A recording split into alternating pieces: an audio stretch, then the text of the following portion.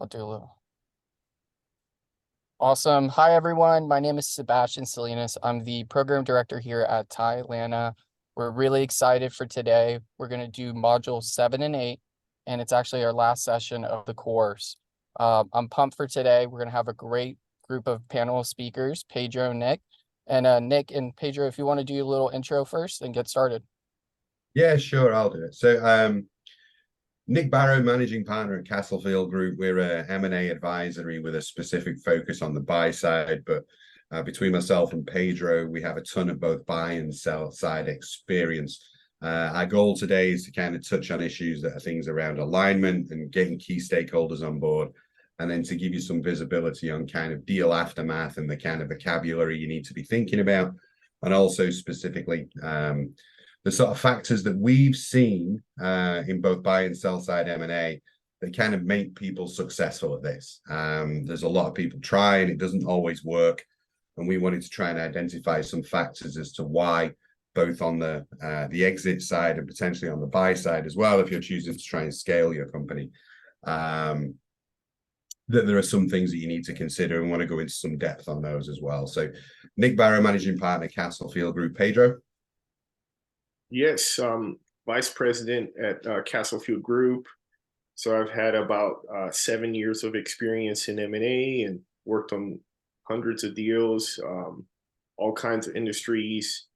I've won the Lifetime Achievement Award from the Georgia Association of Business Brokers for being named among the top 10 brokers in Georgia year over year for the past 5 years.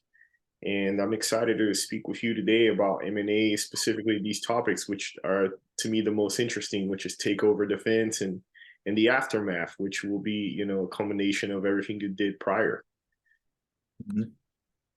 All right, good. So just to kind of dive in a little bit more on sort of module 7. So we were asked to touch on alignment and key stakeholders. So, ideally transactions that have similarly motivated buyers and sellers make for the most straightforward deals to get done. But, there are always points of tension and confusion, and there are actually transactions that turn quite hostile to a potential seller if the seller's not motivated to sell. But there are many transactions that, while not termed hostile, can still be difficult to actually complete. So in all transactions, there are a number of stakeholders, including the management team, regulatory bodies, owners and advisors, that have to be dealt with along the path to a deal.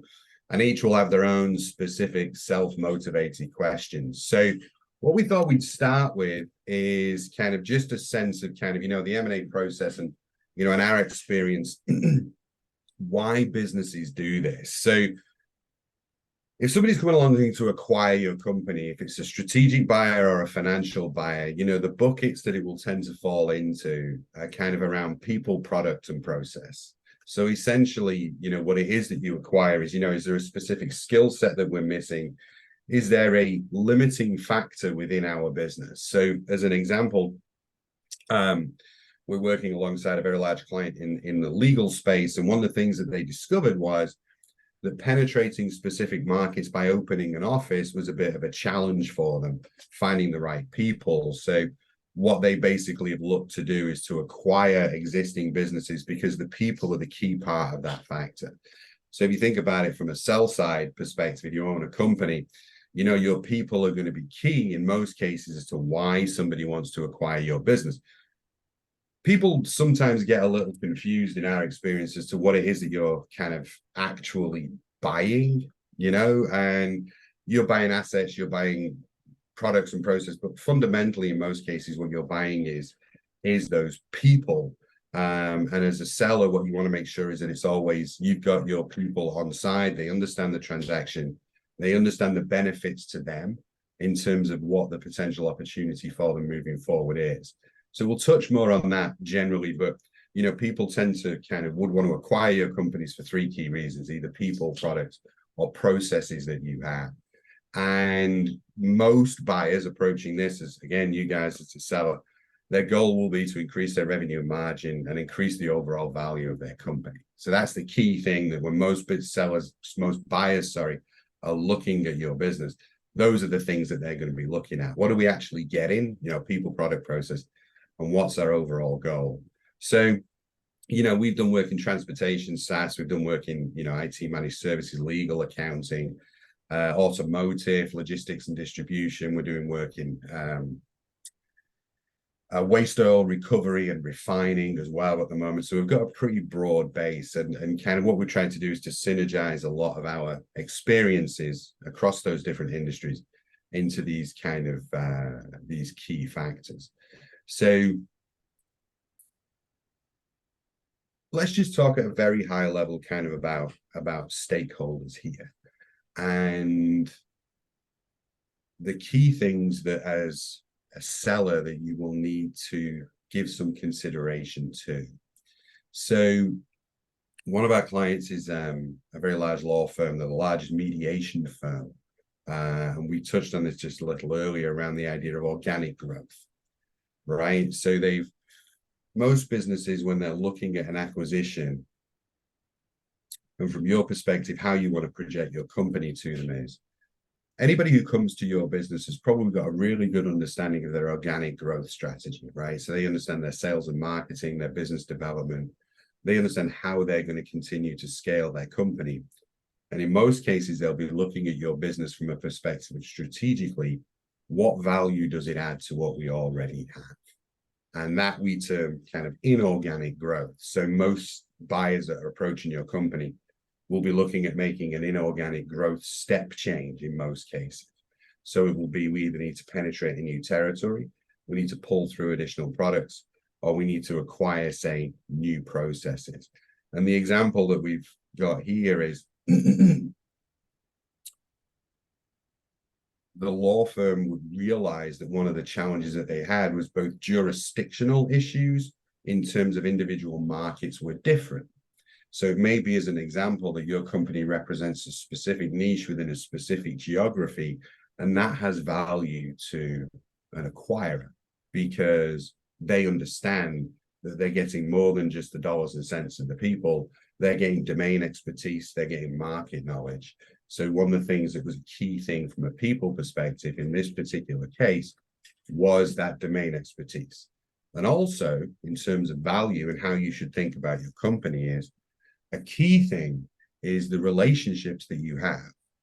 So for instance, again, what this law firm was acquiring here was a key aspect of the local market knowledge in terms of both the legalities and the jurisdictional things and the market differences that were clear, but also they were acquiring relationships with a lot of large law firms, with the judiciary in those states as well. And that would have taken a very long time to acquire that organically. So if you have a business that has those relationships, those things are key. And when you're presenting and talking about exiting your company, it's always important to drive home the value of almost the intangibles, and to be able to correctly identify really well the goodwill that's within your company and the value that has, because that in this case was absolutely critically important. Pedro, anything on that? No, I think you touched all the points on that, on those case studies. So I think moving through, from a product perspective, it's interesting to think about this. So we have a client who's an Amazon carrier. They do work for FedEx also. And they were very high up, a good sized company. And what they wanted to do was to add in a different revenue stream. So this is just anecdotal, but it's helpful for background. So in the transportation space, FedEx and Amazon are two of the very few transportation companies that require and offer contractual relationships to their carriers. Most carrier client relationships is on a spot rate kind of basis. So it's almost on a daily rate. I have this load. Can you pick it up? How much will you charge? FedEx and Amazon actually want contracts in place. They say, oh, you're going to run from here to here. You're going to do it 3 times a day. And I'm going to want you to do it for 2 years and I'll pay you this much money. So interestingly enough, one of the other industries that has that, one of the other clients that has that is the United States Postal Service. So this particular client of ours was really interested in companies that specifically had a niche and had contractual revenues because it fit nicely with the existing portfolio of work that they have. And one of the things that this goes to, and we can touch on this a little later, is the idea that your business has value, but if you can find the right buyer, and if you find the right product fit, that business has intrinsically much more value to that particular buyer than it does to, say, just a general buyer who may come into the industry and be interested. So I would say that one of the key things to learn from that product example is, as a seller, would be make sure that you're talking to the right people. You know, a buyer who can clearly identify a real opportunity with acquiring your company because it has a multiplying effect on their business, or it fits really well with their business. They will see more value in your company than maybe just a more general client would, a more general buyer would, for instance. Pedro, anything on that one? No. So an interesting one here, and again, just in terms of, this is an example that's really about kind of understanding timing from a, you know, as you kind of positioning to exit, is about understanding timing and understanding how important timing in the industry is and in the market actually is. So we have a logistics client, a very large business, and they wanted to acquire the fact that they were growing incredibly quickly, and they faced a market challenge, which was that the availability of capacity was a significant issue for them. That they realized that they couldn't stand up capacity quickly enough to deal with the demand that was coming through from their clients and to manage the pipeline of revenues that they could see. So one of the things that they said was, if we can find people who have the same capability we have with available capacity within their business, we can fill that. So not only do we get a profitable set of revenues, but we get additional drop through from the revenues that we bring to the table. And again, from a seller's perspective, it's all about understanding the value you take to market. So in this example, one of the key things is the capacity these companies had and the ability geographically and strategically to fit really well with what the buyer wanted to do. So again, it comes back to that principle of, if you find the right alignment, if you find a buyer whose key buying criteria meshes really well with what it is that you offer to the market, you will probably get a premium, or at the very least, you will be able to sustain a strong argument as to why your business is worth X. And it's not a pencil job where they're constantly trying to push you down on price, because they have a strategic need and a strategic requirement for what it is that you bring. So we wanted to kind of just contextually put these things in, because in our experience, you know, alignment is critically important. But as sellers, you know, I would suggest that you can actually do a lot of work ahead of time to make sure that the people you get into serious discussion with, there is a strong alignment there in the first place. And you shouldn't be afraid as a seller of asking them to tell you, why do you want to buy my company? Why does it matter? Why is it important to you that you buy my business? Do you just want to buy any business, or do you want to buy mine? Tell me why specifically. Because if any aspect of your earn-out package or your remuneration is going to come from in any way at all tied to future success, you need to know the likelihood of their future success is pretty high, right? You want to make sure the expectation is they're going to succeed. And they're going to succeed because I can see why they value my people, why they value what we do, and why they value how we do it, right? Because those are the key things that are going to determine part of why they're going to be successful in the future.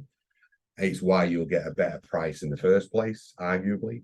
And it's why, if there's any earnout or any growth tied element, or if you've got to roll over equity into the business, you want to be sure they're going to nail it, right? Because that makes a big difference to you.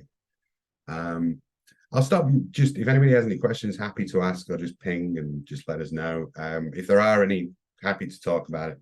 Otherwise, Pedro, anything you want to add, or I'll move on to the next one? I think we can move on to the next one. And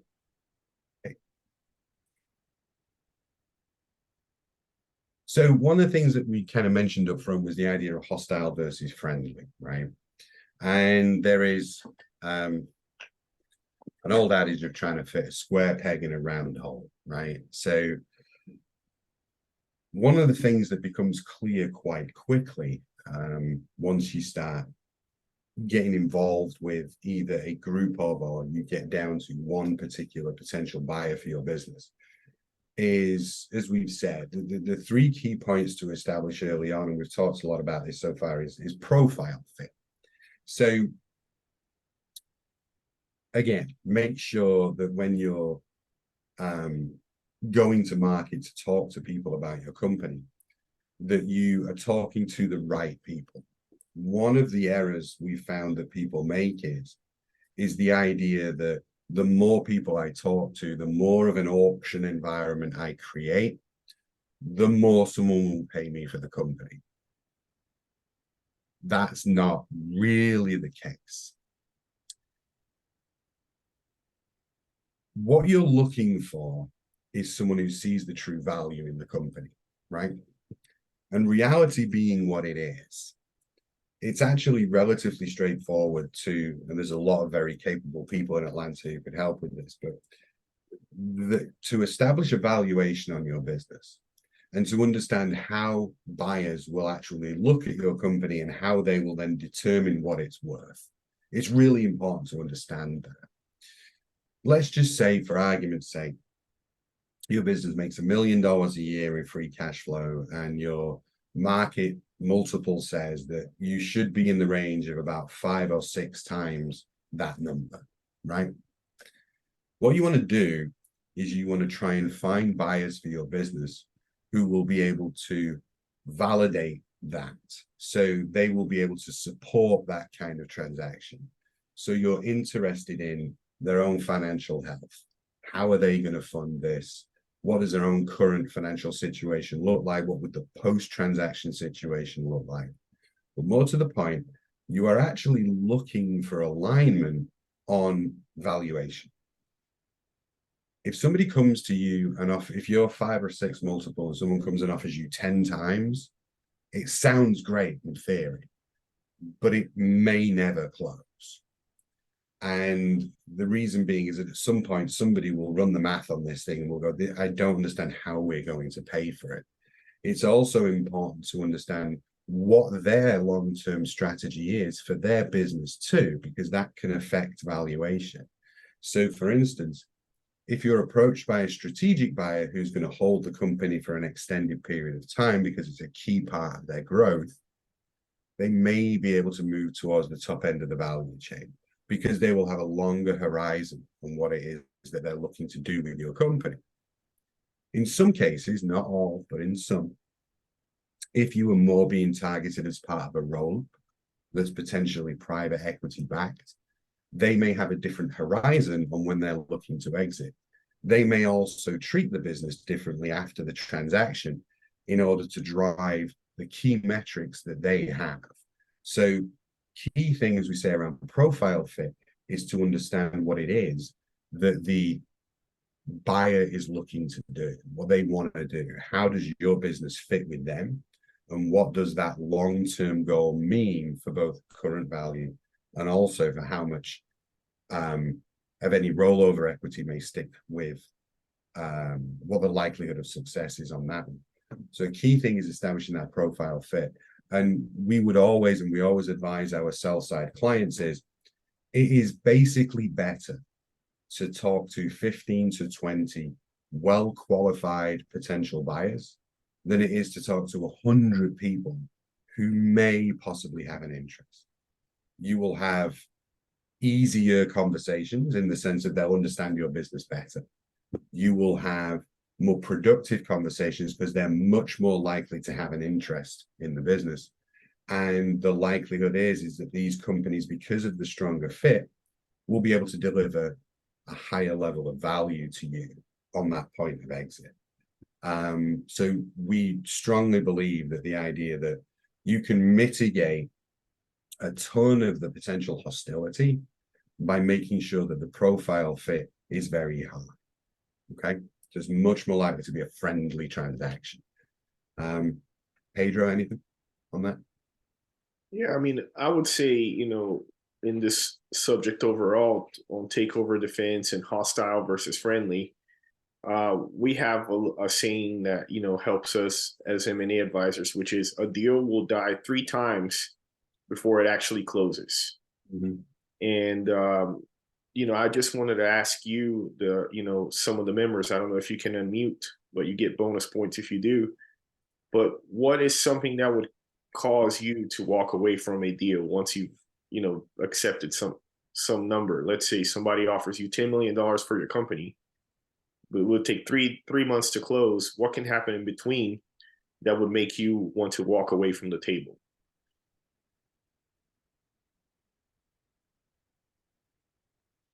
Come on, guys, don't be shy. I'm gonna have to call on you. All right, I was Mr. gonna say, we Ferreira. have a big crowd, so you might be able to start All calling right. people out. Are you asking us to respond by just talking? Yes. Say that So- one more time.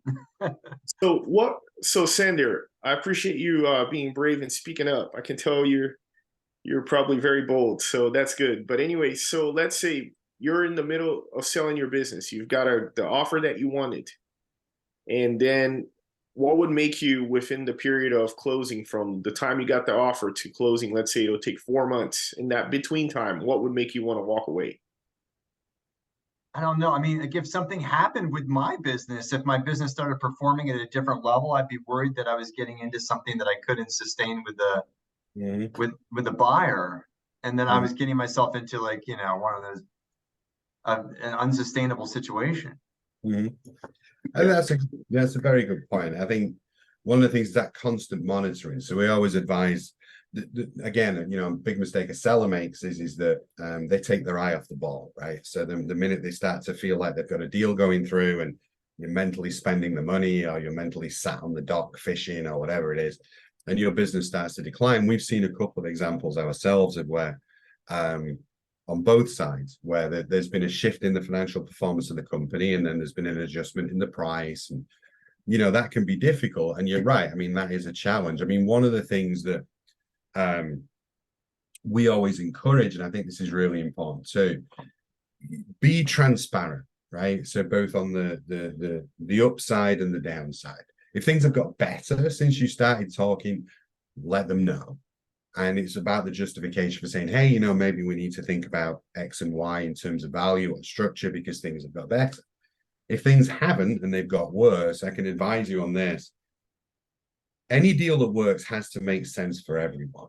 And one of the key things that I think people miss is pragmatism.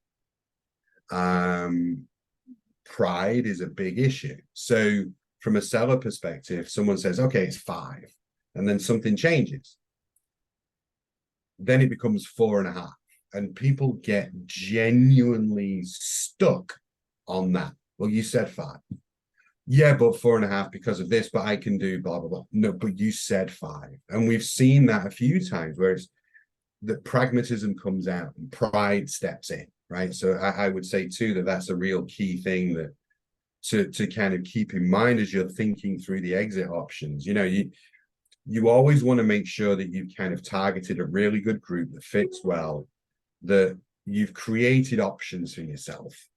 If you've created options and you've had multiple conversations, the likelihood is that your confidence level in your decision and the person you choose to go with will increase, right? Because you've spoken to highly qualified, good fit people, and understanding what motivates them, what motivates you, and being transparent about it.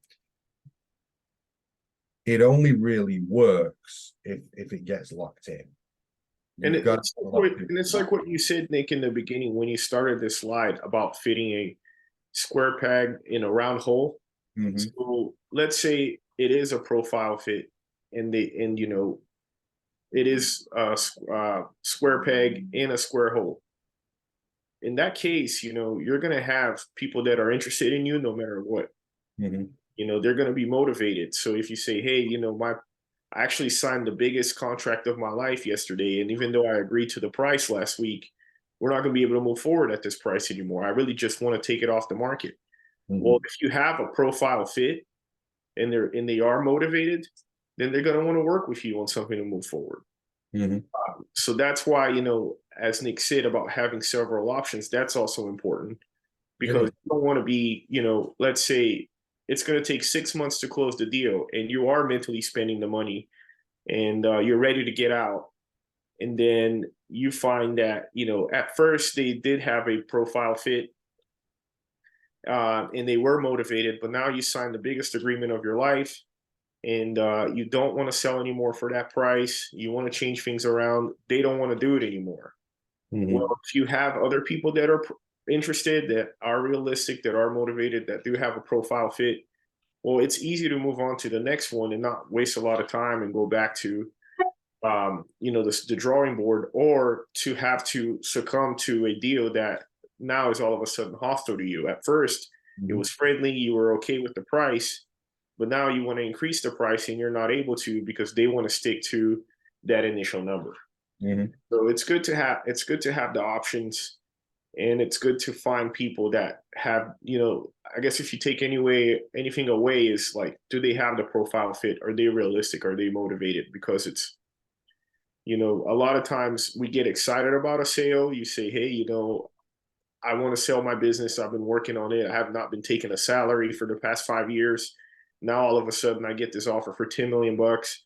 But look at who your buyer is, because if they don't have these characteristics, if they're only realistic and motivated, for example, but are not a profile fit, at some point when it gets tough and something changes, are they going to be able to come back to the table? You know, because things will happen in between. You know, what piece of machinery might break, competitor, you know, might come up with something new that is better than yours, and you know, you have to be ready. And being realistic as well with yourself, not just with the whoever's buying your business, as a buyer or as a seller. I mean, we've recently been engaged by a company that wants to buy e-commerce businesses, and they would like to buy things that are with a multiple of 4x. So the EBITDA has to be 4x, and then that's when they'll buy it. Well, we're finding that most of these e-commerce companies don't want a 4x multiple. They want a 6x, an 8x, a 10x. So we have to be realistic with ourselves. Do we want to go up on the multiple? Do we want to buy this, or do we need to go back to the drawing board and figure out what we're going to do? You know, and same as a seller. You know, if you are not realistic about your valuation, hey, I had 10 big contracts and I just lost 5 of them overnight. You know, you have to realize that people are going to be realistic with you, and they're not going to want to pay you as if you had 10 clients. You only have 5 now. So what do you want to do? Are you motivated enough to still sell? Do you need to get out, talk to a new buyer, go back to the drawing board? But that's what's going to make, you know, it be hostile versus friendly. I think it's an interesting point, and I think we weren't going to touch on this, but I think it's an interesting point. Just at a very high level, if you kind of look at, you know, from a sell side perspective, you think about how to kind of present your company for sale. Probably just a little aside on this. So it's really interesting when we talk about profile fit. So we can present the business in the right way, but it's probably an interesting point, Pedro, to touch on like red flags, right? So from a buyer's perspective, things that are kind of red flags. And, you know, as you're preparing the business for sale, in some cases, you can grow a business really well without some of these things or with some of these factors, but they are things that, you know, will be a consideration for you. So, you know, one of the big ones that we run into as a concern on the sell side is always about the role of the founder and the owner. You know, CEO, assuming you combine all those roles together and do that. What's the role moving forward? What's your expectations? How realistic are you in terms of how long we as a buyer would expect you to stick around? So that's number one. That makes a big difference. And understanding what your expectations on a timeline are, for how long you may or may not have to stay in the business. Also, at some point or another, assuming that you do want to exit and they're going to take the business and run with it, we need to think about how you would be replaced on an operational day-to-day level. So if you're wearing many hats in the business and you happen to be effectively CEO and CFO and you have a bookkeeper and blah, blah, blah, the need to replace your function is going to come up. And it's going to come up pretty much in the case of, well, you may not be paying yourself very well because you're building equity in the business, that's fine. But if I have to bring in a CEO or a CFO or somebody to help run the company for us, that's obviously going to ding a valuation there as well. One of the other things that comes up a lot is clients. So the clients, the concentrations associated with them. Do you have one huge client that would be, you know, a devastating blow if they left? Do you have a lot of churn in your client base?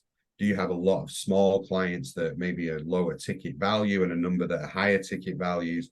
Those are issues that we would want to try and address if you're positioning the business for success. And again, it goes back to profile fit. So are we targeting, as a for instance, if we're targeting an exit, do our clients fit with our potential buyers' clients? Because that's the easiest thing for them to do. They understand them, they know how to service them, they have a specific go-to-market model that supports this client here, and yours fit right in that box. That's great. That's really good. It's easy for everybody to get their heads around it. If we're bringing completely different clients to the table, then we have to be able to demonstrate that there are similarities in terms of how you deal with them. And those commonalities aren't going to be a big friction point for them moving forward. So it's all about how you present those challenges or potential opportunities to people. But those red flags, as I say, you know, what's your expectations on sticking around? Who would we need to replace in the organization? And the clients, how good a fit are the clients? How good a fit is the go-to-market? Pedro, I know you've got a bunch of others. Yeah, I mean, and another, you know, in addition to that, I mean, just to highlight that honestly, is you want to do that early on, and you don't want to fool yourself. Like, I think that's important. Is we kind of get blind on, hey, you know, I got this offer, I want to sell it, and you know, in 6 months from now, I'm going to be you know, even richer than I already am. But again, you don't want to fit a, you know, square into a round. So you want to be upfront with what what you asking them, what are they looking for, and making sure that you do have that to offer them as a buyer or a seller, because that will become hostile later when they find out that, oh, you know what, your culture does not fit with mine, or, you know, once, you know, you're planning on leaving, and then once you leave, your general manager or the person next in line to managing the business, your chief of operations, is actually your daughter, and she's leaving as well. And now we won't have that anymore, you know, and that once they find that out halfway through the process, now the deal's falling apart because, oh, you know, who are we going to find that's going to be able to become the new COO and is going to be able to keep this ship together when the CEO's daughter leaves as well, you know? So you don't want that to happen, you know, 3 months down the line, 2 months down the line, because you're not going to get the money. So you might as well be upfront on the first meeting, say, hey, by the way, my daughter's a COO. She's planning on leaving too. Who do you have that can take over? Let's talk about a little bit about what her qualities are, what we'll be looking for in a replacement COO. You want to talk about that as soon as possible, so that you don't get 2-3 months down the line and then it becomes hostile and they're trying to figure out how to break out of the deal and you don't have a sale anymore. I think also to that point as well, you know, one of the key things, red flag, is culture and the difference between how you run the business and how they run their business. So one of the early things to establish would be that. And you generally just go through how they operate, how they run, what their expectations are. You want to talk to some of the functional people. So the CEO comes in, you do want to talk to the ops guys. You want to get a good sense of how they run their business, how they support their people. You know, are they an organization that's heavily invested in their HR and people management functions? And you can see that they have very low churn in their employees, that they clearly have progressed a lot of people through the ranks, all the positive things that you're looking for in terms of the culture of the buyer's organization. That's key too, because they are going to look the other way around. So they're going to say, we do these things, and do you do the same? Or how are these two groups of people going to mesh together? Because again, the business can make sense at a very high level, but there are different ways of getting to the same result. And it's quite possible that they run an organization, they operate in a way that wouldn't suit your people and vice versa. And, you know, you've spent as long as you have building an impressive business. It's your legacy. It's you care about the people. They've been on the journey with you. You want to make sure they fit nicely into the organization that you're potentially selling the company to. Unless you don't care, which, you know, we do come across people who don't care, but most founders, most CEOs do. I think that's, you know, there's a lot on profile fit there. Realistic, the only other point I'd make about that, I don't just mean value there either. I mean things like timing.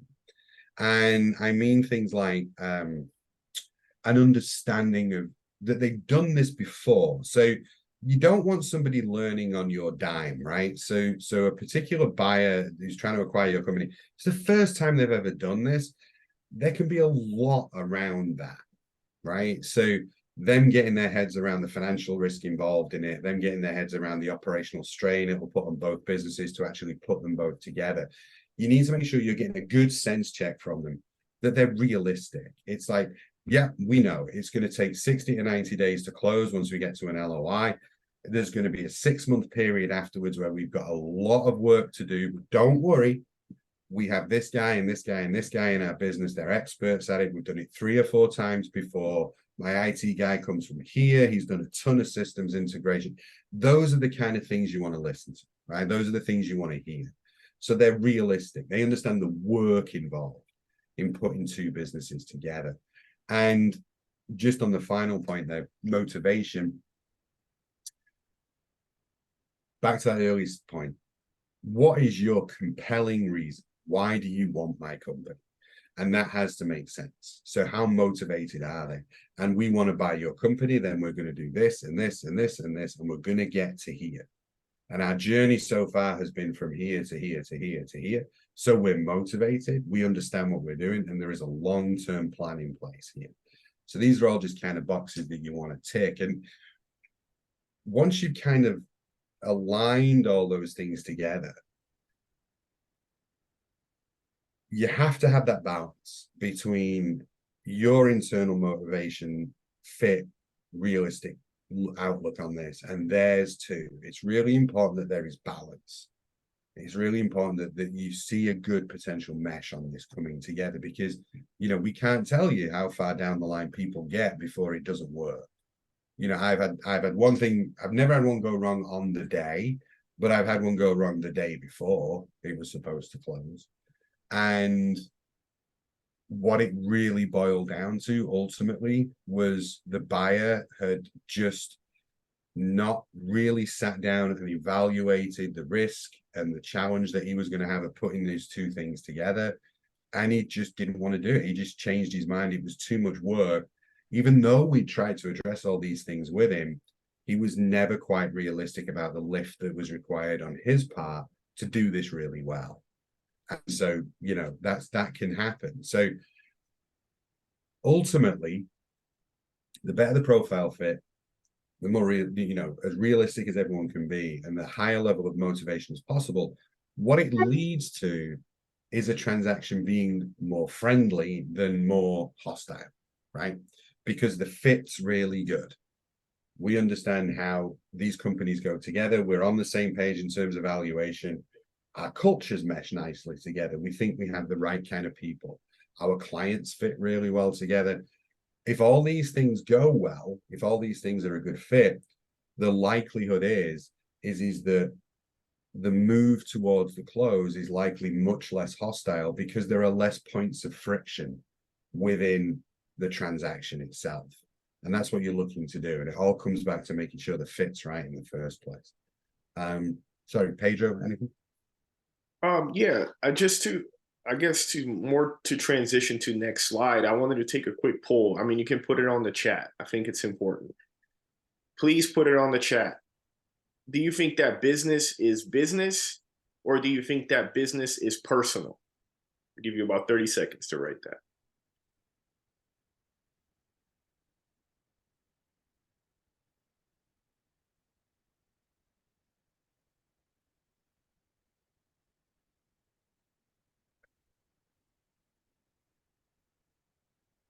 All right, so I got some responses here, and I appreciate you saying that. If we go to the next slide, yeah, you know, you have the different stakeholders there, and that's pretty much everybody that's involved in the acquisition. You've got your regulatory, which we'll touch on more later, but we'll review later. But basically, let's say you're selling an oil company, you want to make sure that you're not going to have any problems with antitrust laws, becoming one company becoming too big for purchasing the other one, as well as hey, by you purchasing that and growing the footprint, are you going to mess with the environment? So we need to make sure that those regulations are okay with the acquisition. You've got financial, clients, partners, and people in the companies. All those other ones, I think, are more personal than business. That's just what I found when it comes to selling or buying companies. We recently walked away from a sale. We were the bot representing the buyer, and we were very interested in the product. We loved the product. We loved the people in the business, except for the founder, and we loved the processes. We really think that they were doing well, but with the founder, we were like, we cannot work with this person. We're going to buy this company, and they're going to become partners for the next foreseeable future. And it's like, this founder refuses to listen to us as a partner. So how are we going to be able to put it, move forward? And at the end of the day, it is business, you're right, but it's money. But, money is what feeds our kids, our families. It's what keeps a roof over our heads. So, people get very protective about their resources. And then on the other end too, when it comes to actually selling your business as a buyer, you have to be very sensitive to who's selling their business. And as the seller, you are sensitive to that, because it's like, hey, when I had this startup and I kept telling people it was the best thing ever, nobody believed in me. And then when I had to get on credit card debt, nobody believed in me. When I worked 70 hours a week, nobody believed in me. Now this business is worth so much money. I can take a vacation when I want to, and it's time to sell. And, I don't want to be disrespected. I don't want people to call my baby ugly, but that's going to happen. I've owned this business for 40 years, and before I owned it, it was my dad's business, and he passed it on to me. So it matters to me that I sell it to the right person. Mm-hmm. And sometimes, we have to look at the person, at the individual, and figure out what matters to them and be sensitive to that. Yeah, the financials may show that their asking price is way too much money, but you have to be sensitive to where they're coming from and why they believe the business is worth that much money. So in the conversations, you can't just say, oh, the numbers point out to this, there's no way I'm going to pay you more, because that will end the conversation right there. If you really are interested in the business, but there's someone that wants more money for it, I guess another way to approach it is say, what we would do is be like, okay, well, you can't get X amount now.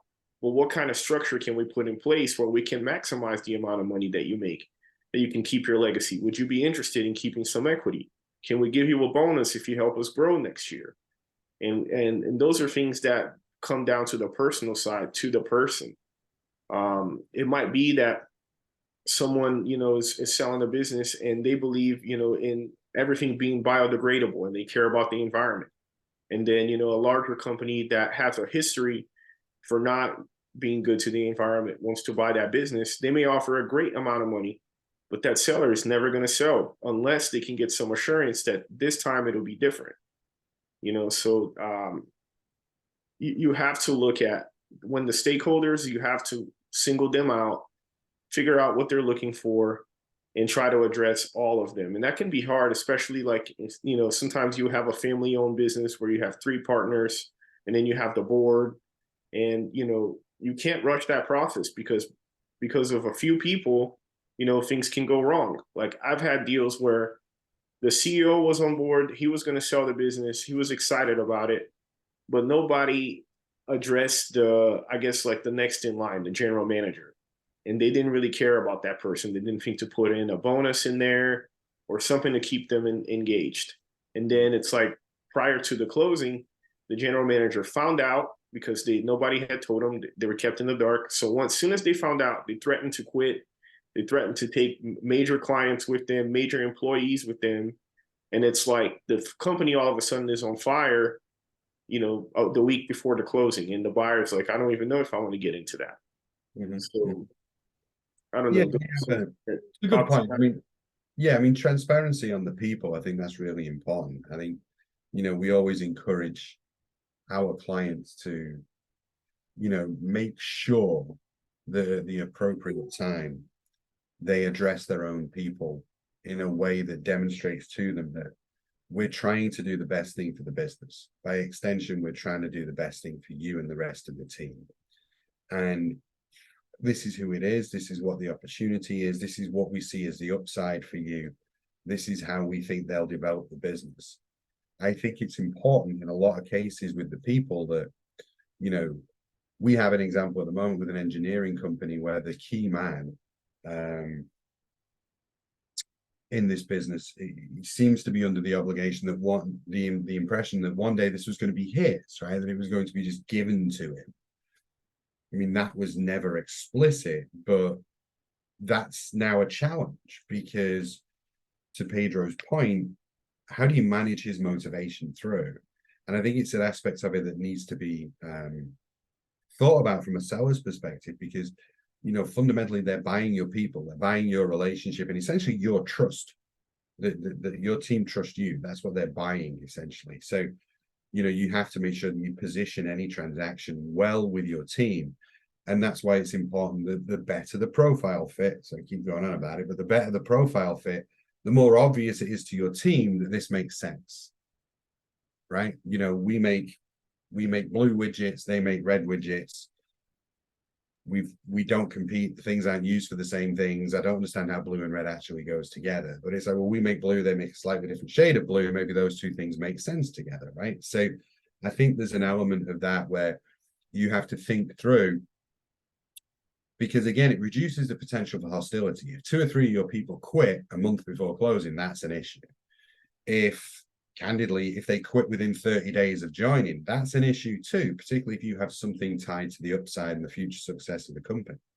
So, you know, people managing that process is really important. I'd also say this, that keep in mind how this looks to your clients and your partners. That matters too.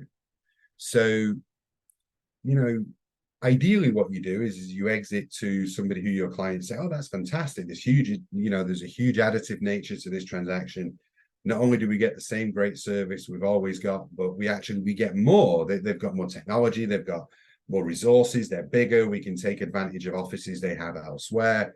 You know, that's a good positive story. So when you're explaining to your clients, and in most cases, certainly with the big ones, the larger transactions, the buyer is going to want to talk to some of your clients.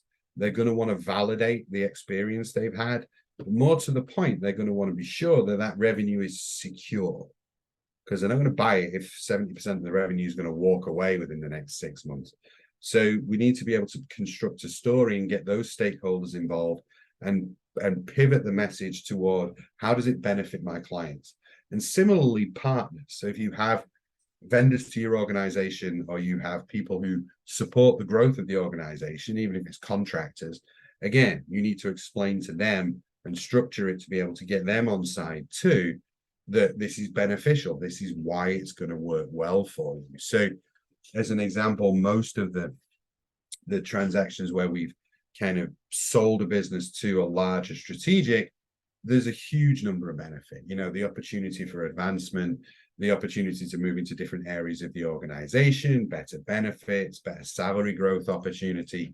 You know, in some cases, we've had sellers whose primary motivation to sell their businesses, that their people had kind of bumped into a ceiling because they couldn't progress anymore within the organization. So, you know, I'm general manager of a $10 million business and the CEO owns it, and that's great. But unless I leave, I'm never going to be CEO as part of a $100 million or $200-300 million business, right? So maybe it's good for your team's careers to be part of a larger environment. So it's about being able to present the transaction in a way that ticks boxes for both your clients and partners. That matters a lot. I would just touch on one thing with regulatory as well.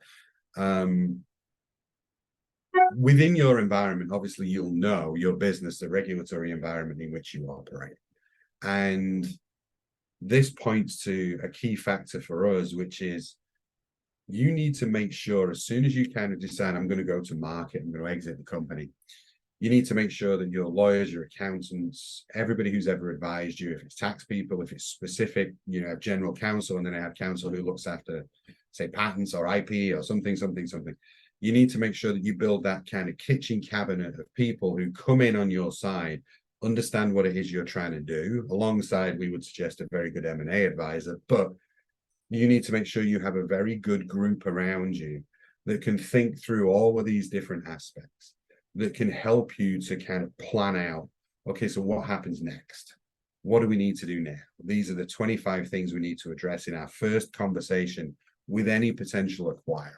We need to be understanding this, be it their clients, the go-to-market, why they want to buy us, you know, what is it that is important?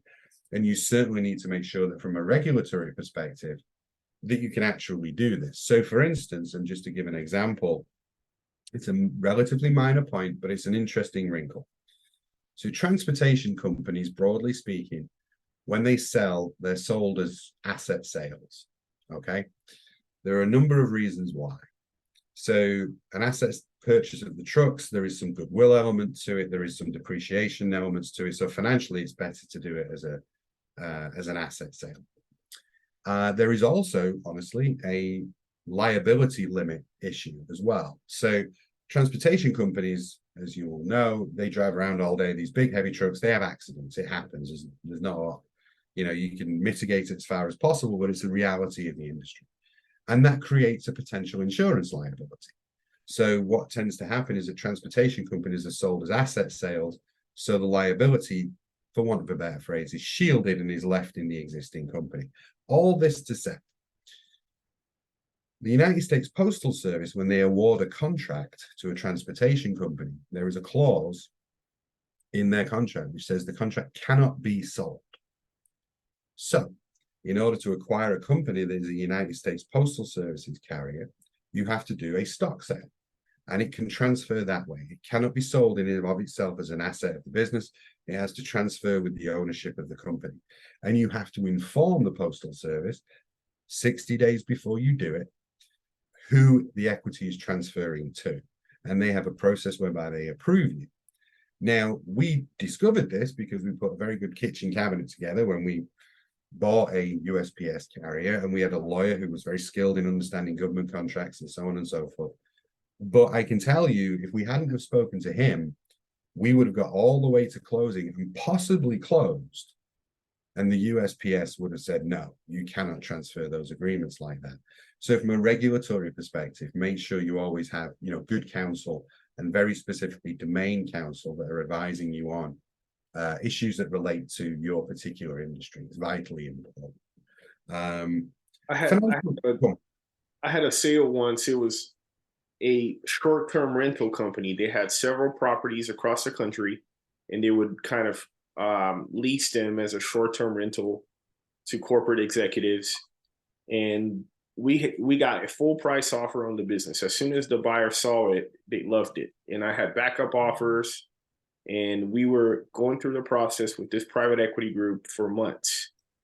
And about 80% of the way in there, the buyer's attorney found out that a lot of the properties that were being leased on a short-term rental basis were in places where there was legislation coming up where short-term rental was not going to be allowed in those zones anymore. And then some of the properties, it was just even in the HOA like bylines, and they were just doing it anyways. And again, it's one of those things that it's like takes a deal from being amazing, everyone's happy, we're going to close, buyers happy, sellers happy, they're going to get paid lots of money, to all of a sudden the buyer saying, you know, hey, I ought to sue this seller because they've wasted so much of my time and money, when they knew that they had some bad regulation stuff around them, and they were moving forward and they were going to close anyways. So again, it goes back to what Nick is saying about making sure that you have a team around you that can warn you against those things, because I don't think they even knew, the people that were doing it. And that also going back to the last slide that we spent, 3 days on with the profile fit, that, that you're being upfront with the skeletons in the closet, because then you wouldn't have had a hostile scenario in that case. You could have told them, hey, a lot of these properties are going to be, obsolete soon. We're going to have to move them, but the model still stays the same. We still know how to market this. We understand how to get properties, how to get clients. So we'll just have to work around moving these properties into new locations that are allowed. And then maybe we would have worked out a deal. But when it's in the 9th hour, all it did was just make everybody mad and waste everybody's time. Yep. Does anyone have any questions on those? Anybody want to share any experience on those? Feel free to just unmute and shout out.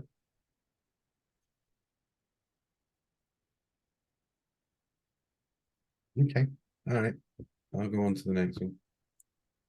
So I think the only other aspect that we wanted to just touch on here is financial. So a key part of funding most transactions is going to boil down to how do we actually put it together.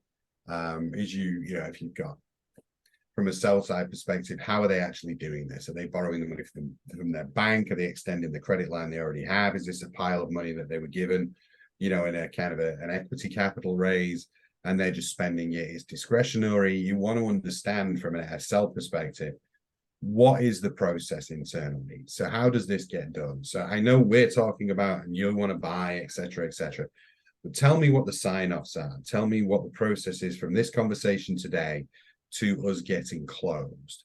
Who does it need to be approved by? At what level does it get? Is there a board involved? Is there an M&A committee involved? Who has to sign it off? And you need to understand, because that goes back to timelines. It goes back to, how realistic is the possibility of a close in terms of, from a financial perspective, how are you putting it together? How are you going to fund this? And then tell me what the process is in terms of getting this thing closed. Again, it's important because a key aspect of any transaction, if you're a seller, you have this balance between price and probability of a close. And those things kind of always live in kind of a balance. So the reason we say that is because in most cases, our advice would be to go with something where there is a reasonable, the valuation is solid and the valuation is in the range that we're looking for, but we believe that it has a much higher probability of a close than maybe an offer that's slightly higher, but we believe it may never actually get done. What you don't want to do is to get through that and end up with a broken process at the end, which is where it didn't close because we had a concern about either their operational fit or their financial ability to execute. So you always want to make sure that in your mind, you're always thinking, value matters, it does. Structure matters, yes. Culture, all those things. But when you're thinking about the decisions to who to go with, probability of a close is key. How likely is this thing to actually get done? And when you're talking to the buyer, that's what you're looking for, that reassurance. This is our process. We've done this before. We've bought 12 companies in the last 10 years. We know how to do this. We have a team that is responsible for integration. We have access to capital. This is where it is. I can show you we have this money. All these things are building toward a high probability of a close. And that's really where you want to focus your thoughts in terms of how do you choose between two options. We always advise you go with the one that's got the highest probability of a close. So unless anyone has any questions, we'll move on to the next. Okay. So kind of starting to tie this together in terms of how do we kind of make sure that the transaction is as progressive as we can, as kind of how do we make sure that the progression of the transaction is quick? How do we make sure that it goes through at the right kind of valuation? How do we make sure that we're selling to, in theory, the right buyer? In terms of takeover defense, our view is that the best offense and pre-planning is a good defense, right? The best way of managing this is to make sure that we have those three key things set up in the first place. It leads to less friction. Hostility is a result of friction in most cases. And it's a point, we want to reduce the number of points where we disagree, which is critically important. And we want to increase the fit, because that means that there are less things for us all to get upset about. But one of the things that I was listening to the other day, that's a lie, it was a couple of months ago now, but one of the things that I was exposed to was the idea that essentially what it's about is it's like chess, right? M&A is basically like chess. So essentially what you always want to do is three key things. So you want to kind of control the center, right? So the center of any transaction, you want to keep your leverage, keep your options open, and you always have an alternative. That's the idea, right? So you want to control the center of it. This is going to sound contrived, but bear with me. So you want to develop all the pieces, right? So what we've talked about before, about the idea of thinking all the way through the problem, right? Thinking all the way around the edges of it. So it's very, very difficult to win at chess just moving one piece. It doesn't work like that. So you have to develop all the pieces. You have to get as many of them in play as possible, which relates to both potential buyers. Yes, it does.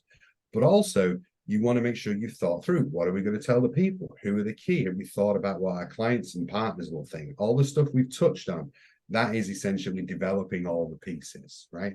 What you don't want to do is to get all the way through this transaction to the end and we've left someone behind. We didn't think about something, right? Because that creates a point of friction. That creates a point of risk. One piece that's not developed that I've seen is, oh, hey, you know, we're a distributor or a retailer across the United States. And, you know, we sell in every state in the country and we're so proud of that. And it's like, you'd be surprised how many companies that do that don't realize that they have to pay sales tax in the respective state. Yeah. And then during due diligence, we find, oh, hey, you haven't been paying sales tax for the past 5 years or however long. Mm-hmm. And, you know, that's a problem. Yeah. We have or, you know, you're a contractor and you have, you know, so many employees that are working for you, you know, and you do, you know, whatever it has to do with contracting, you do asphalt, you know, and you have employees everywhere, but you're not paying the right workman's comp, or you're not paying the right, they're not on the payroll. You say they're all 1099 contractors, but they should be W-2 employees. Mm-hmm. So you didn't develop the pieces, and we're finding out 90% of the way there, and then it becomes very hostile. So you have to be doing that. Absolutely. And I make this point at the end here, which is protect the king. It is the biggest mistake that sellers make, is they stop actually running the business. Or you start to make decisions that are not the best thing for the long-term health of the company. They're the best for the short-term, or at least what you think are the best short-term decisions to kind of enable the transaction. We, on anything at all, we get sellers all the time. I get buyers all the time. They'll call us and say, I was going to do something, right? I was going to replace a truck. I was going to get this software. I was going to do something. What should I do? And it's, you continue to run the business as if none of this was, because it may not close, in which case you make the best decisions right now for what the long-term health of the company would be. Don't do anything different to what you would have done yesterday. Let's just keep running the business exactly as you have been doing it, because that's why someone's interested in it. But you've got to keep that up. You got to keep the levels up. You got to keep the people motivated. And yeah, protecting the king is key. The business has to continue at least as well as it's been going before. And, you know, to touch and just get a little more granular, a clear objective, right? We want to win. We have a plan. We know exactly what we're trying to achieve from this. We know what the deal looks like. I know what I want from it. I know what's best for the business. So I've got a clear objective. You know, you have to plan more than one move ahead. You get good advisors in who can help you think through it. You have a structure to your process in terms of, who am I going to talk to? What potential buyers are there for the business? How do we communicate with them, right? So we plan more than one move ahead. We want alternatives, right? There is also an important point in this that, you know, candidly, some pieces are more valuable than others. Some of them are more effective than others. So it's really important for you to understand when you're presenting your business to the market, you know, this aspect of our business is a queen. This aspect of our business is a bishop, you know, in terms of it's pretty effective, but it's, you know, not quite as effective as this part. Some of it is just the pawn, right? It's just one move. It's helpful. It's good to have. It's important blocking and tackling part of the business. But it's important to be able to emphasize what the key factors are and why somebody should want the company. Something that's often misunderstood is that this doesn't happen in a vacuum, right? So you can have your perspective and you can have your plan and you can decide, I want to move forward. I'd like this guy. I'd like this value. But it's really important to observe what's happening and respond to it.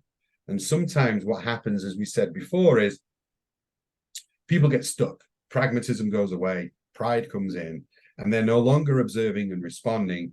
They're just sticking to what they said they wanted. And observing and responding is critically important because there may be a very good reason why something's changed. There may be an exceptionally good reason why something's delayed. But if you're not actually watching and you're not responding and engaging and you're just sticking to your prideful point, it's not going to happen. It'll fall apart because they're not going to do it. So observe and respond is critically important. The other thing I would say too is be strategic in your thinking and deliberate and decisive in your action, right? The number of deals that die because of time, there are so many of them just fall because of time and it just takes too long. Or as a seller, someone gets stuck on an issue, isn't sure what to do, and just goes quiet. We see this a lot. On the buy side, it can be the same thing. The buyer will just go wrong. It's like, what you're looking for is people who will make decisions, because time and expecting it to resolve itself out, no, time kills deals. So you don't want to rush, but it needs to be planned and thought through. And when decisions need to be made, you need to make them. And that hopefully kind of gives you a sense of kind of how, again, if you think about it in context of chess, it's not a bad analogy, but the observe and respond and be deliberate and decisive in your actions. Imagine you've got the little chess clock and it's clicking away, clicking away. You've only got so much time, right? So it's important to be decisive. And that's basically is facilitated by having really good people surrounding you and helping you to do it, right? Pedro, anything to add on my somewhat strained chess analogy there? No, I think covers it. All right. Don't know whether anyone liked it. So just a quick summary slide here, just as we kind of get to the end of module 7. I think we're doing fine on time. So essentially, you know, from our perspective, you know, how to kind of reduce the hostility, you know, to make the transaction much more likely to happen, you know, focus on fit. Candidly, if you sell to someone that's only a 70% fit, the likelihood is you'll only be 70% successful. And if your potential future remuneration is tied to the success of the business, if you care about the legacy, if you care about your people, you know, 70% chance that it might succeed is not a very high level of expectation, right? So the better the fit, the much more likely you are to be actually get what it is that you feel you're owed. You know, be patient and pragmatic, right? In terms of you need to start to plan for it right now. You need to think about your exit. It should be part of your thinking, your strategic planning for your business is when would be the ideal time to exit? At what point have we optimized the business? When is there a nice congruence between how my business is performing and how the market's performing? You can find an exit, you'll find the right acquirer for the business, but it requires patience and pragmatism, right? In terms of making sure that you have thought all the way through what it is you're trying to do, and going at the right time makes a huge difference. This is actually a good question for reflection. I'm not going to ask you to put it in the chat, but it's like, how many of you guys that are, or ladies that are business owners, have a formal exit plan or have something written down on how you would sell, what that would look like? Do you know how much your business is worth currently? Have you had a valuation recently?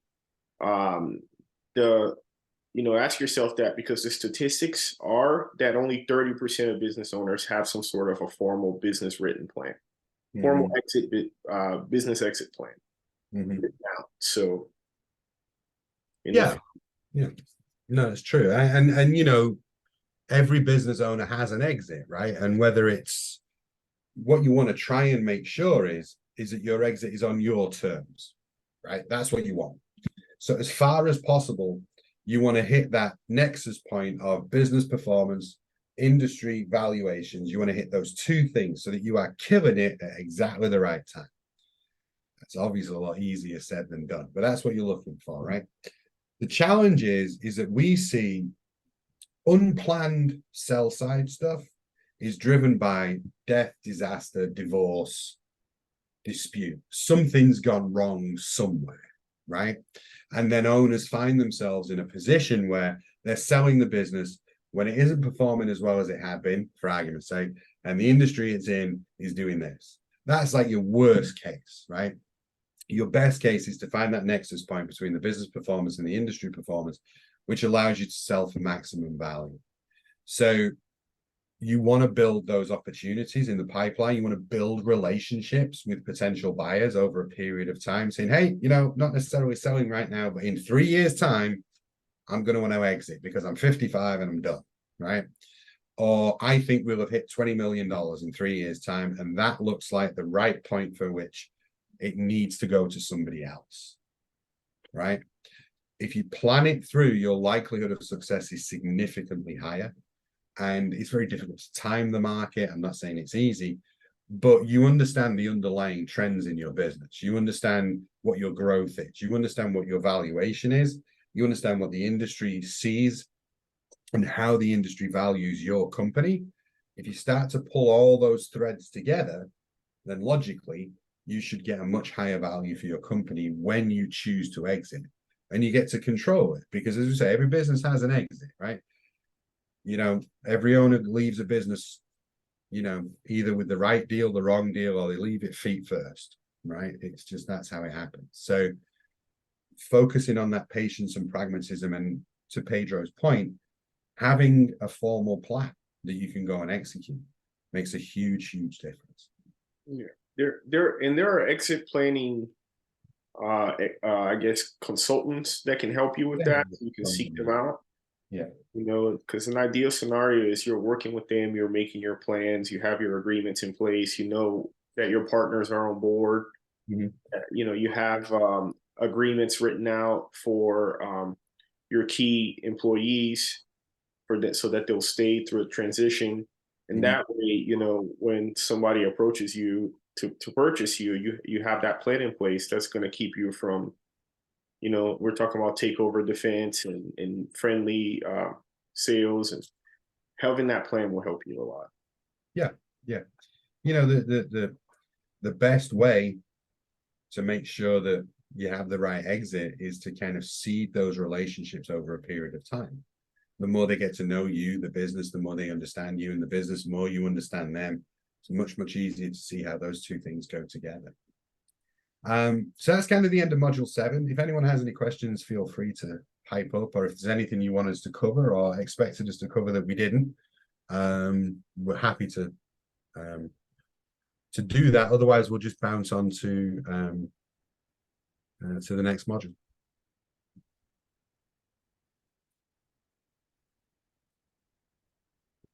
Okay. All right, so module 8. So what we were kind of talking about here was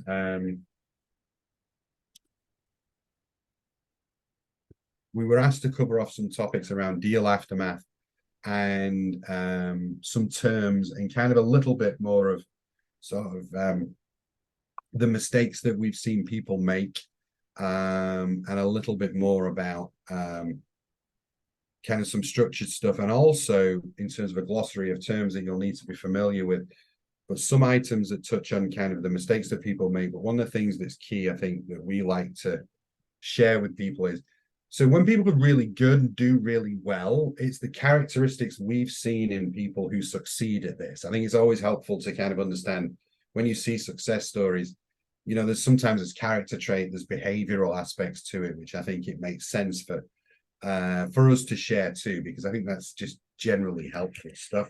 So Pedro, I'll bring up the glossary and we can start to talk to that. But yeah, as I say, I mean, at some point, you know, in terms of modulate, at some point, either a deal is going to fall apart or it's going to close, right? And much to everyone's relief, and you know, some form of compensation is going to change hands. But unfortunately, particularly if you're a seller, there are going to be things that we'll have to deal with over the ensuing 2 or 3 years. The likelihood is, and we wanted to touch on the glossary of items which we've got on the screen, and then we'll give you some insights into the mistakes and the qualities that make people successful. So, Pedro, you want to start, and I'll chip in. Sure. So I like that they asked us to add a glossary of terms, and you know, it helps to kind of put it into context as well. If you follow the, you know, advice we shared in the beginning at the former module, then a lot of this will be minimized. But you might see a lot of these terms. So for example, escrow, you know, is a type of legal holding, accounting for items. You know, it's usually funds, and they're held in escrow until, you know, you get past the governmental regulatory authorities approve the transaction. So that goes to the last box there too with antitrust. You know, you want to make sure that, you know, whatever, you know, powers that be allow you to make the sale. But then a lot of times too, escrow gets involved when it comes to holdbacks. And what a holdback is basically saying, you know, hey, we're going to hold this money here in escrow to make sure that what you say about the business is going to come true, or that we're also, you know, you say you don't have any liabilities, we're going to give it a year to make sure that, you know, nobody comes after us for anything that you did in the past, or that you know, the numbers you gave us are the true numbers, and your profit margin is the profit margin you shared with us. So that's where you might have a holdback to ensure that your reps and warranties are in place, are correct. But when it comes to those things, you know, escrow and holdbacks and reps and warranties, if you establish trust early on, if you have clear financials early on, clear records early on, if the clients and partners that you have in place give your, you know, buyer confidence early on, then, you know, that pretty much minimizes any money that would be held in a holdback, or if any, you know, you might not have any money in a holdback. I prefer, when I'm structuring the deal, to put things like targets and bonuses in place, which is, hey, you know, you're going to be so happy with our business that we're selling you, and you know, we're going to help you so much with transition that, you know, you ought to pay us a bonus. You know, if we reach the targets that we set in place within a year, within 2 years, I'd like more money. And the opposite of that is an earnout, which is a lot of times it's a way to tie the sale to a number that works for the buyer and the seller. Sometimes the seller may want more money for their business. They might say, hey, you know, we're a $12 million company now, but, you know, we'll get to 30 pretty soon, and, you know, we want to be a part of that, and we'll help you. So it's like, okay, fine, you know, let's put some metrics in place here. We'll do an earnout, which is you will earn the rest of that money. If we get to 30 million, you will get an additional amount of money, and if you get to 20 million by this time next year, you get a piece of it. If you get to 30 by 2025, then you get the other piece of it. That's what an earnout is. And I will tell you one thing, as a seller or as a buyer. As a buyer, I love earnouts because all the risk goes to the seller. But as a seller, you want to almost be happy with the money that you get before the earnout is put into place, before you sell it. Don't ever sell a business waiting, you know, saying, hey, I'm not happy with this down payment, but, you know, there's a lot of money on the upside on the earnout, because you can't really control what the buyer is going to do once they take over your business. And if they tank it, you don't get any of that earnout money, as much as you want to try. There's one of the things that's, sorry, Pedro, one of the things that's a point of consideration on that as well is, so if on the sell side, anybody ever starts to put a structure in that relates to profitability, okay, so we're at 10, if we grow to 12, you get X amount of the difference. One of the things that we always encourage our sellers through counsel is you have to very clearly determine how profitability is actually worked out. Because as we all know, right, there are various different ways of interpreting costs, etc., that would impact the net income of the business, right? So one of the things you need to be very careful of, targets and bonuses and earnouts. Your ideal scenario is is that all your targets and bonuses are based on a clearly attributable, very easily defined, easy to track and audit set of criteria, right? Now that is easier said than done, but it is important. So for instance, we have a company that's in the engineering space. We are looking at a business that's in Florida, and what we've essentially offered them is that we will ring fence a group of clients, and we will bonus you on the growth of that group of clients. It's a clearly defined structure that is easy for them to understand, right? Because if you then start getting into issues of profitability and you start getting into issues of from a seller's perspective, you need it to be auditable, you need it to be trackable, you need to be able to validate that they're telling the truth. So from a seller's perspective, targets and bonuses and earnouts, be very mindful, find, you know, counsel who's structured these kind of transactions before, to where you have, I helped a media company sell to a pretty large online streaming platform, and one of the key aspects of that transaction was how the value of the properties that this company owned would be developed by the platform, and then how the passback would come in terms of income for the seller. Okay, so that was a really, really detailed process of how to manage targets and earnouts. Sorry, Pedro. No, that makes sense. And then with equity participation, I love that. You know, it's, you basically get to keep a piece of your business as it moves forward. I think you know, it helps bridge the gap a lot of times with buyer and seller. You know, and I've even heard of scenarios where, you know, the owner kept a minority of the business that they sold, and then years later that those shares were worth more money than what they sold the business for. Mm-hmm. You know, and again, if you have a profile fit and you're motivated and all those things we took and we're realistic, like we were saying earlier, you know, you sell it to, you have good reps and warranties, the business, you know, you does what it said it was going to do, you like your partner, you know, what's wrong with, you know, selling and keeping a piece of it, and, you know, they'll call you once a year for a board meeting and that's it, you know. Non-compete. Sorry, one other thing on equity participation. So you may, as a seller, you'll possibly be encouraged to roll over some of the cash into equity. And just as an example, there are both good and bad of that. But one of our clients specifically structures transactions,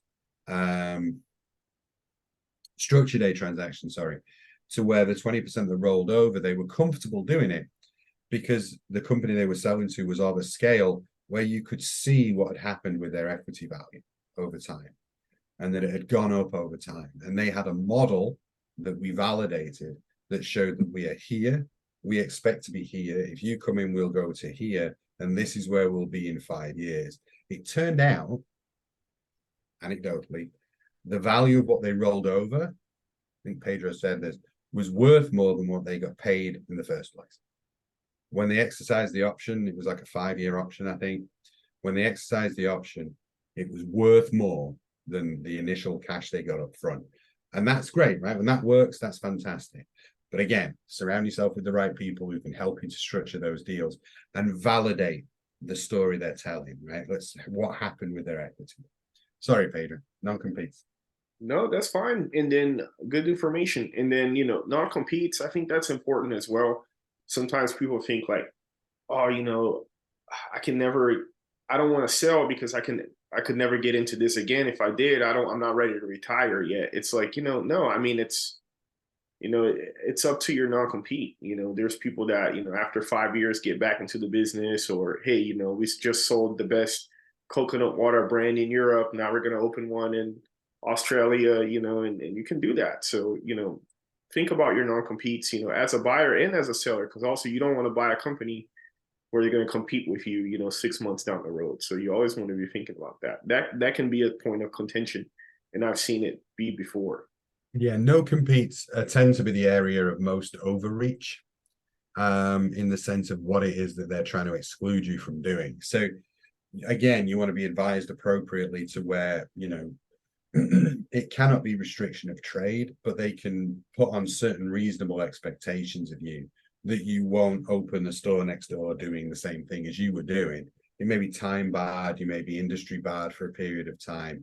I've seen no competes, and that combined with non-solicitations, Pedro, we've had a couple of these where there are a list of clients that essentially you cannot solicit for a certain period of time.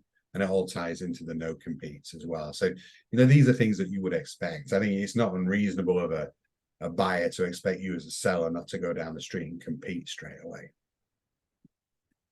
And then when it comes to aftermath, all of these things, but retention agreements, that's a way to bridge the gap as well. A lot of times for buyer and seller, I mean, if you can make, an extra amount of money being the interim CFO or CEO of the business for the next year, that's a retention agreement.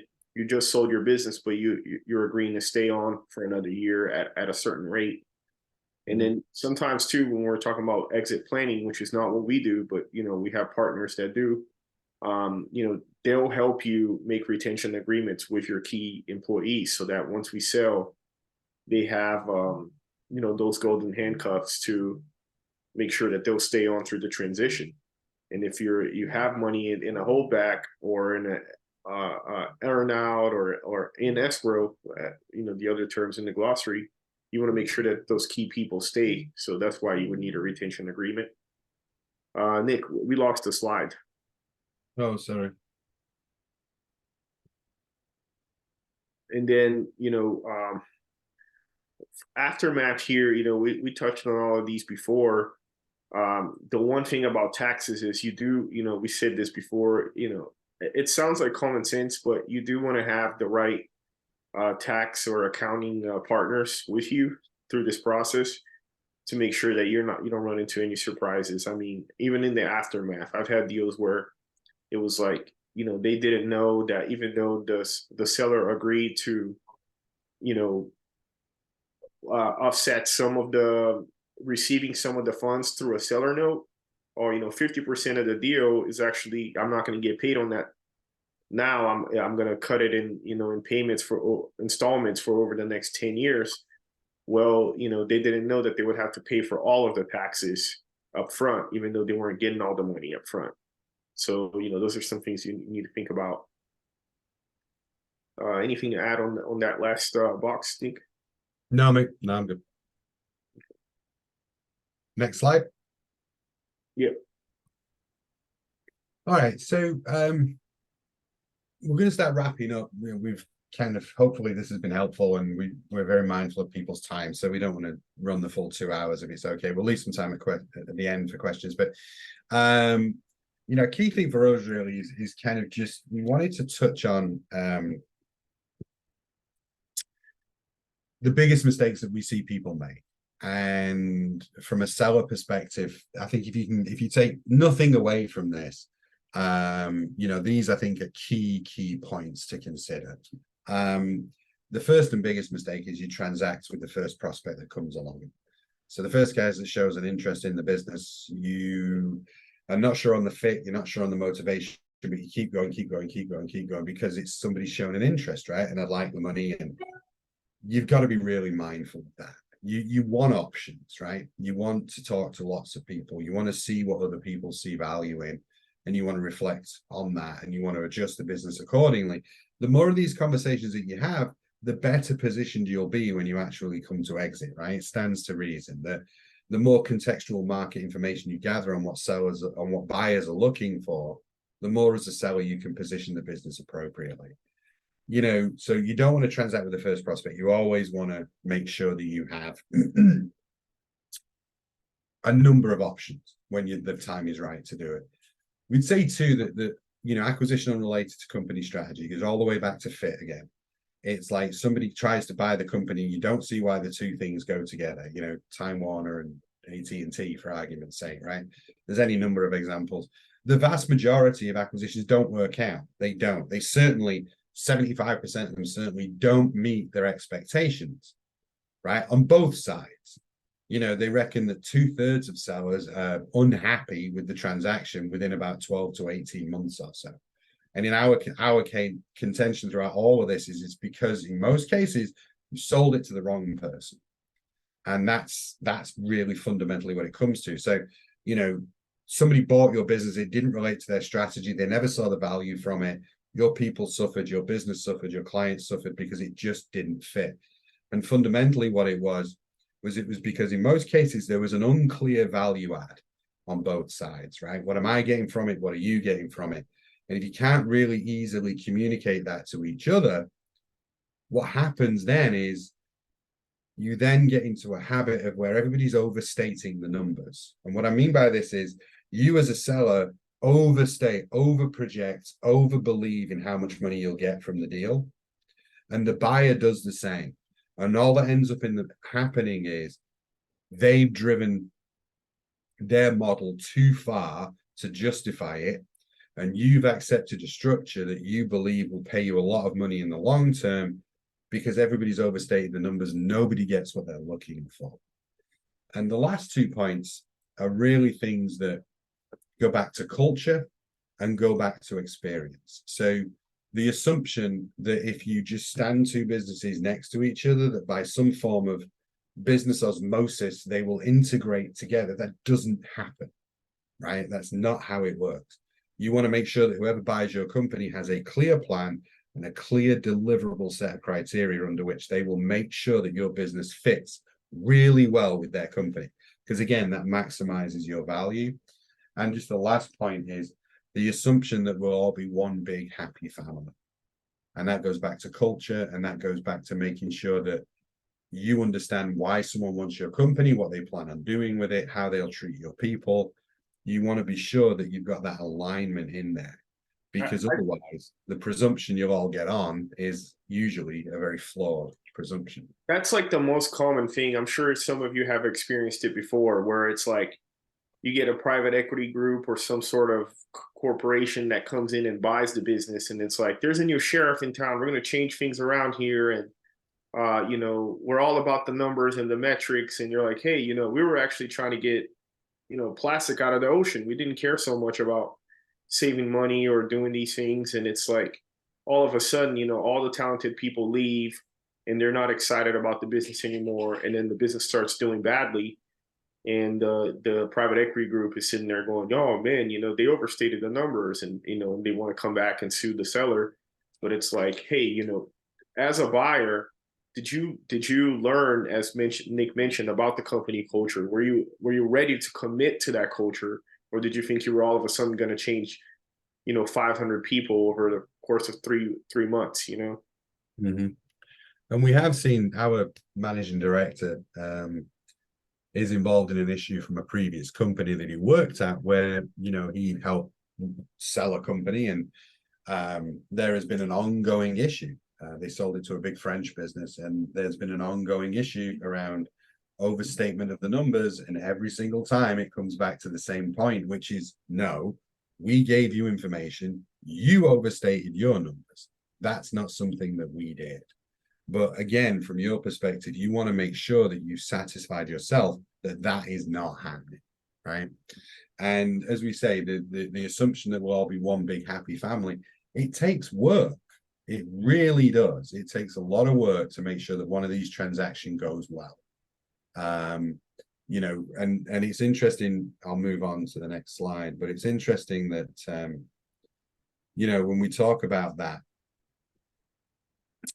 in terms of, you know, the work we need to do and the characteristics that, you know, are demonstrated by people who are really successful at it. Is it on the last slide, Pedro? Yeah. So, you know, where do we see companies win? Clarity, absolutely critical.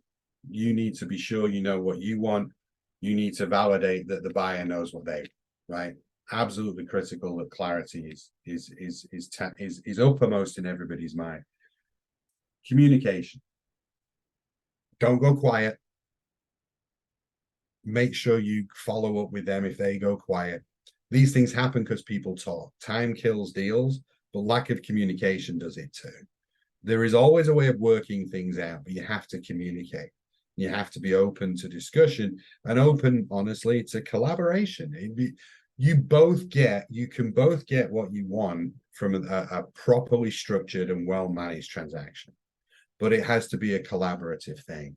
If it starts to feel like it's becoming confrontational, it's probably not a good fit. You can have, and we have had some very detailed and fundamental differences of opinion on how certain things should be handled. But as long as you have that collaborative thing of I think this, you think that, but we need to find something in the middle. We need to find something that everybody's happy with. As long as you have that collaborative nature to you, you'll be fine. But again, it goes all the way back to fit. But clarity of purpose, the ability to communicate what you're looking for, and the ability to work on things together is very, very important. We preach a lot about consistency through the process too. So it's important that even from basic things, right? So when you're getting yourself ready to go to market, it's important that you have a set of information that you're prepared to share with a buyer, right? Everybody gets the same information. It's really important, because then you're not having to remember 7 different conversations. You're remembering one conversation you've had 7 times. That's a lot easier, right? So consistency matters. So you want to reach out to the same kind of potential buyers. You want to share the same information with each of those potential buyers. And you want an advisor who will run a process that is consistent, which is the advisor talks to them first. For instance, the advisor reaches out with a 1-page summary or a 2-page summary. Once they come back, there is an initial conversation, then they sign a non-disclosure, then they get access to some financial data, then they get to talk to you and answer any questions, and so on and so on and so on. There is a process, a consistent process that everybody goes through. All the potential buyers of your business go through the same process. It helps for timing reasons. It keeps them all in a nice tight pack, but also, you know that they understand exactly what's expected of them. So for instance, once we've had the financial review, once we've had the initial conversation, we would look for an indication of interest from you within 10 working days. And everybody gets told the same thing. And if 4 of them send it and 3 of them don't, then you off-ramp the 3 that did it, and you focus on those 4. And then there's a series of conversations and maybe a site visit, and they come and talk to you and they say, okay, within 7 days of receiving, of visiting us on site, we would expect a letter of intent. And then you get 2 of them, and then you move through it, right? But the consistency of the process is the same. You guys have businesses to run. You need a consistent process that you can engage with in specific instances, right? So you're on the first call, the second call, you're on the visit, and then you should expect this and this and this. That's how it should work, right? And all of that really, by having a consistent process, it's open and collaborative communication. What it does is it builds confidence on both sides. Okay. So you feel much more confident with that potential buyer. They feel much more confident executing on the transaction too. So all of this is designed to build confidence, reduce hostility, to reduce, potential points of friction running through the process, to significantly reduce potential problems further down the line, right? All of that is designed to do this. So, Pedro, anything to add?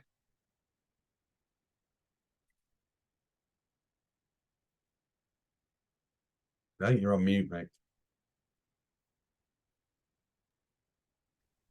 I was saying, I don't know if it's the right time to ask if there's anything we didn't cover that somebody's wondering about, or something that came up while we were speaking that, interested you. If you would like, feel free to ask us any questions. I have a quick question. It's a very specific question. First of all, thank you. It's a great, useful presentation. My question is about the equity participation. Is there a typical percentage range that the seller retains of ownership? Is it typically 5%, 10%? What have you seen? Well, there's a few factors there. So it could be in your interest to hold more, right? So if they're on a rocket ship to the moon, and the more you retain, the more that is tied to that future potential valuation, it might actually be in your interest for it to be higher. If you have concerns about the risk profile of the company and you want more of the cash up front, I'll roll some equity in, but not that much. It really depends. And the biggest thing is usually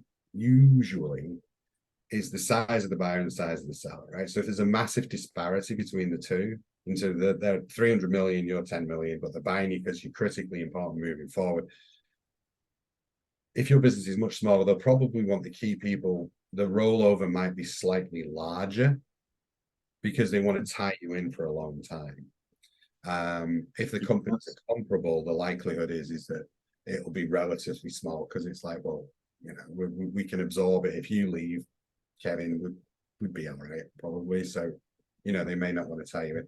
And another thing, I mean, so equity participation is really interesting. So in some cases, it can be a way of deferring like payment. It can also be like a cash related issue. Now it's like, you know, we can pay you some money, but we got multiple transactions to do. I'll give you an example. So we've just offered to acquire a company, and we offered them 50% cash at closing and 50% on a promissory note that can be converted into equity, right? And the reason being is that we have 3 deals in the pipeline, and we're trying to conserve cash because we're trying to do these 3 deals in the next 9 months or so. So we don't want to give out 100% of the cash right now because it slows us down on the other things. But what we're able to tell the seller is that, you know, our equity value has done this over time. It's going to go to here. We're going to be 20 blah blah blah percent bigger next year organically, but we think we'll double to treble in size over the next 3 or 4 years if you stay, you know, if you sell to us and stay with us.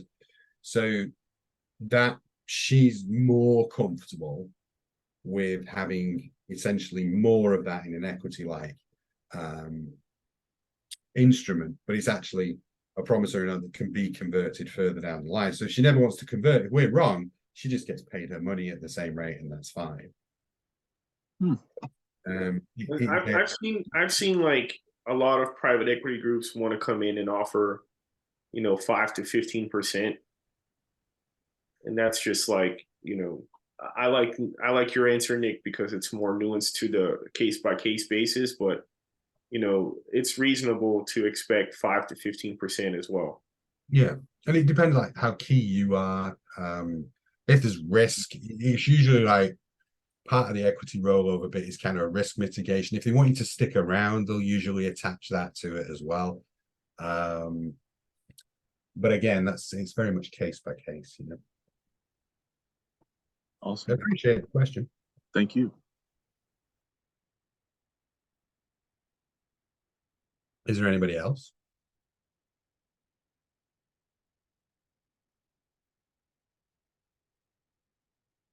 Pedro, do you have a question? I don't have a question. Good. I do have a comment, which is, you know, I want to appreciate you guys and, you know, for sticking through the marathon. You know, an hour and 45 minutes of listening to people that love to hear themselves talk, me and Nick, especially about selling businesses.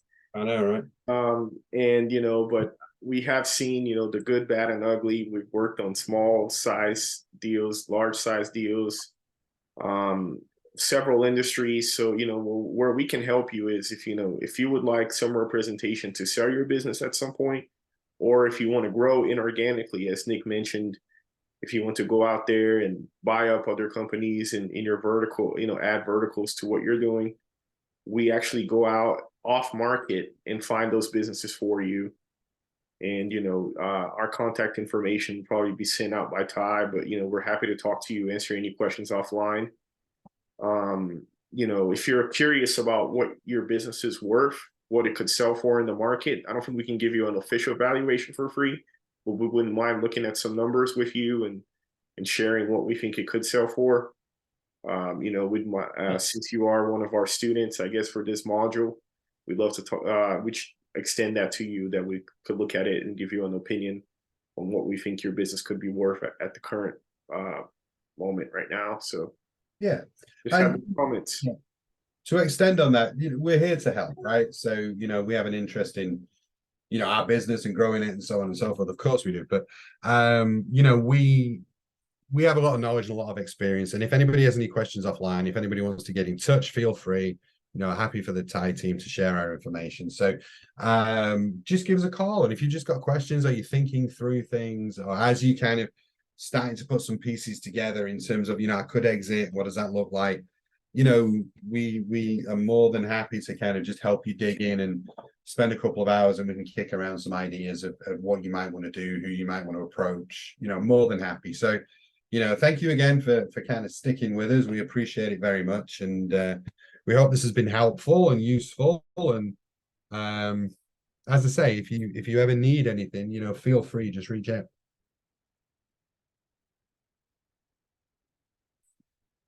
All right. So I think I'm co-host, so I'm guessing I don't know.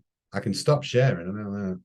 Do you have any announcements, Sebastian, or do you think we can adjourn?